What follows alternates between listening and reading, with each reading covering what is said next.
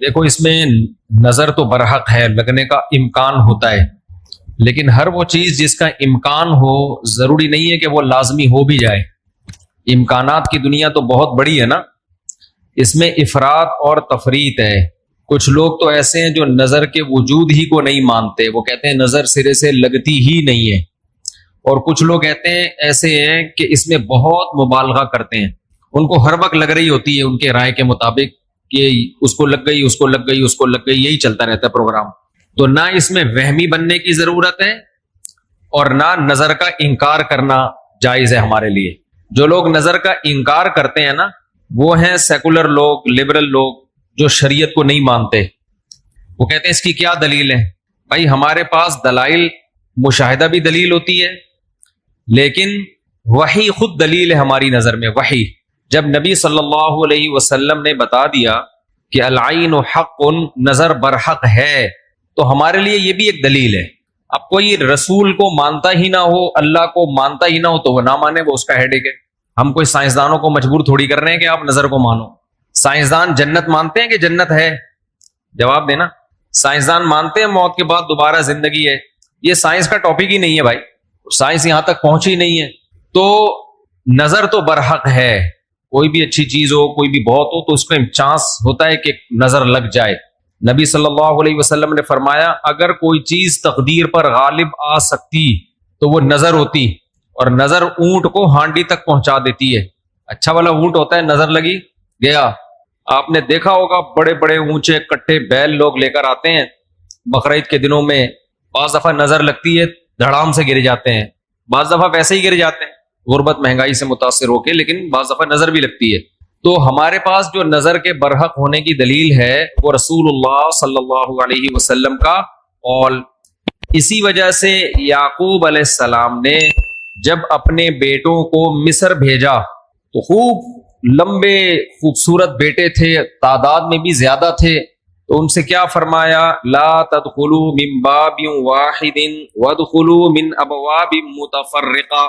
اے میرے بیٹو، ایک دروازے سے داخل نہ ہونا، متفرق دروازوں سے داخل ہونا، کیونکہ ایک ہی گیٹ سے جب جائیں گے نا، ایک باپ کے 11 بیٹے اتنے خوبصورت اور لمبے لمبے اور خوبصورت جوان، تو لوگ بولیں گے یار کیسا خوش قسمت باپ ہے جس کے 11 بیٹے ہیں۔ سمجھتے ہو کہ نہیں سمجھتے؟ آج کل تو فیملی پلاننگ نے نظر کا چانس ہی ختم کر دیا، 2 بچے ہوتے ہیں وہ بھی اچھے نہیں ہوتے۔ تو یہاں قرآن سے بھی ہمیں، حدیثوں سے بھی پتہ چلتا ہے کہ امکان ہے، لیکن ایک بات یاد رکھو، دنیا میں یہ بہت امپورٹنٹ بات ہے، کاش اس کو سمجھ جاؤ، یہ تجربوں کا نچوڑ ہے جو میں آپ کے سامنے پیش کر رہا ہوں۔ امکانات کی بیس پہ یقینی دعوے کرنا یہ تمام گمراہیوں کی بنیاد ہے۔ جادو کا بھی امکان ہوتا ہے، کسی پہ جادو ہو جائے، ہزاروں میں کسی ایک پہ، لیکن روحانی عامل کے پاس جب آپ جاؤ گے کہے گا آپ پہ بھی جادو، آپ پہ بھی جادو، آپ پہ بھی جادو، آپ پہ بھی جادو۔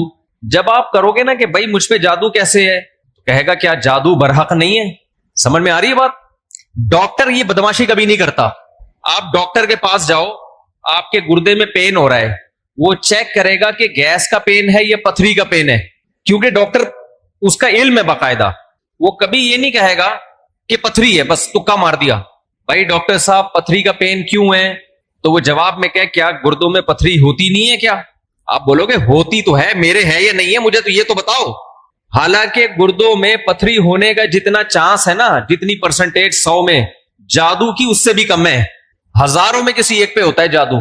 لیکن عاملوں کے پاس جب آپ جاؤ، یہاں الحمدللہ کچھ عامل ہیں جو میرے خلاف ایک فل پروپیگنڈا شروع کیا ہوا، اتنی خوشی ہوتی ہے مجھے، میں آپ کو بتا نہیں سکتا، جب عامل میرے خلاف بولتے ہیں اتنی خوشی ہوتی ہے، اور میں کہتا ہوں کمبختو تمہارے پاس جادو، چڑیل، جن، بھوت، تم میرے خلاف بولتے کیوں؟ نقصان پہنچا دو یار۔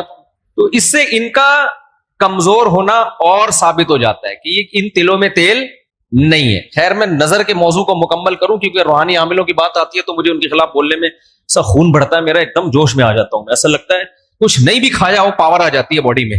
ان کے خلاف بولنے میں مزہ بہت آتا ہے، صرف مسجد کا تقدس ہے، باہر آؤ تو اس طرح نہیں بولوں گا، انگلش میں بھی گالیاں دوں گا، پنجابی میں بھی، اردو میں بھی۔